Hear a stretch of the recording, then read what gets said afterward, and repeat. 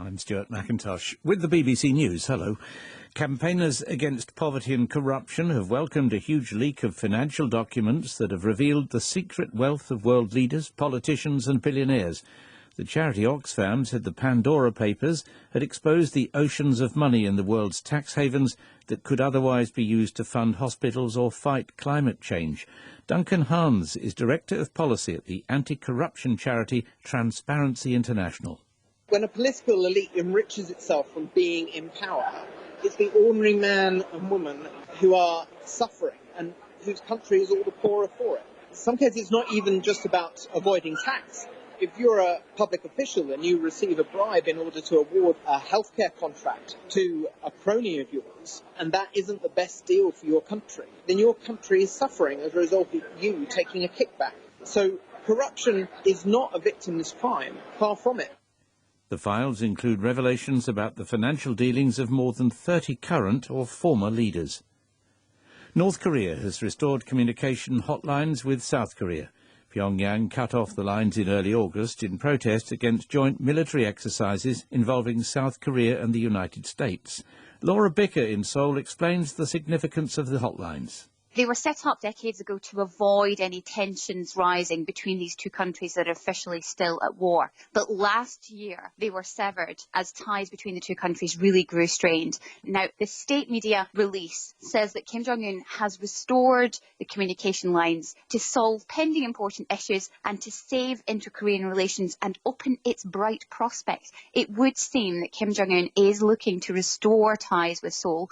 Whether or not it's tentative at the moment, certainly it seems to be a conditional olive branch, because he also says that Seoul has to do more to improve inter-Korean relations. The Swedish cartoonist Lars Vilks, whose caricatures of the Prophet Muhammad caused outrage in the Muslim world, has died in a car crash. He was 75. 2 police officers who were protecting him also died when the car they were in collided with a truck in southern Sweden. John McManus reports. Lars Vilks had been living under police protection since 2007, a precaution necessary due to the numerous death threats he received from some Islamists. They had been angered by a sketch he drew of the Prophet Muhammad, which depicted the head of Islam's founder on a dog's body.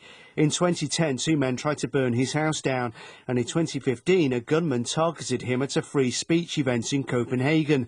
Vilks survived, but another attendee was shot dead. The cause of the crash, which killed Vilks and the police officers, is now under investigation. The driver of the truck has been taken to hospital. This is the World News from the BBC.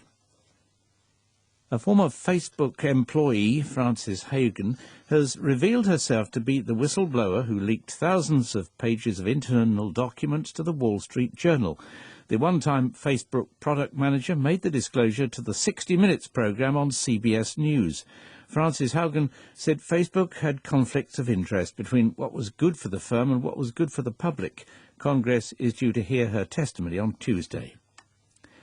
A week after Germany's inconclusive general election, the outgoing Chancellor, Angela Merkel, has urged politicians to restore their differences. Unser Land gilt es natürlich weiter zu gestalten. Of course, we must continue to shape our country. We can argue over exactly how in the future, but we know the answer is in our hands. We have to listen and speak to each other. We have differences, but above all, things in common. Mrs Merkel's Conservative CDU party narrowly trailed the centre-left SPD at the polls, leaving both hoping to clinch a coalition with the smaller Greens and the Free Democrats. The Sudanese government says the country is on the point of running out of essential medicines, fuel and wheat. The cabinet said that while disaffected eastern tribes had some valid grievances, their 2-week blockade of Sudan's main port was harming the whole population. It urged the protesters to join in talks.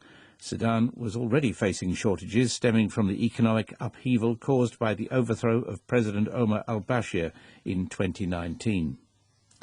South Africa's Environment Minister, Barbara Creecy, says the spill from a chemical plant attacked by rioters in July in the port city of Durban has caused an environmental disaster.